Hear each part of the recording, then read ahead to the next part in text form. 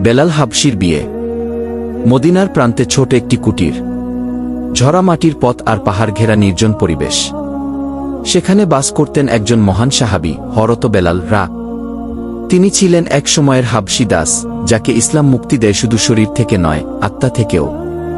একদিন রাসূলুল্লাহ সাল্লাল্লাহু আলাইহি ওয়াসাল্লাম বলেন, বেলাল, তুমি জান্নাতে আমার পদচিহ্নের আগে চলেছিলে। আল্লাহ তোমার হৃদয়ের খালিজ ঈমানকে পছন্দ করেন গে। এই কথা শুনে মদিনার এক ধনী সাহাবী তার কন্যার প্রস্তাব আনলেন বেলাল রাত এর জন্য। কন্যাটি ছিলেন সুশিক্ষিত, ধার্মিক ও উচ্চ বংশের। লোকেরা অবাক। এক হাবশী, যিনি ছিলেন একসময় দাস, তার সঙ্গে এত সম্মানিত পরিবারের মেয়ের বিয়ে। কিন্তু রাসূল শাহ বললেন, আল্লাহর কাছে বংশ নয়, তাকওয়া বড়।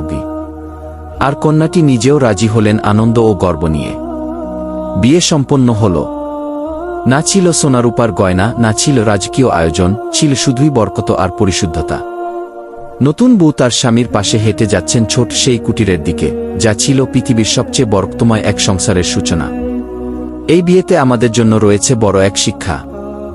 বংশ নয়, গায়ের রং নয়, ধনসম্পদ নয়। মানুষের মর্যাদা নির্ধারিত হয় তার ঈমান ও চরিত্র দিয়ে।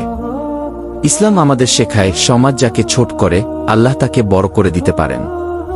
শেষ কথা, আসুন আমরাও বেলাল রাত এর মতো তাকওয়ায় নিজেকে উন্নত করি, অহংকারকে ত্যাগ করি, আর জীবনের সব কাজেই আল্লাহর সন্তুষ্টিকে অগ্রাধিকার দেই।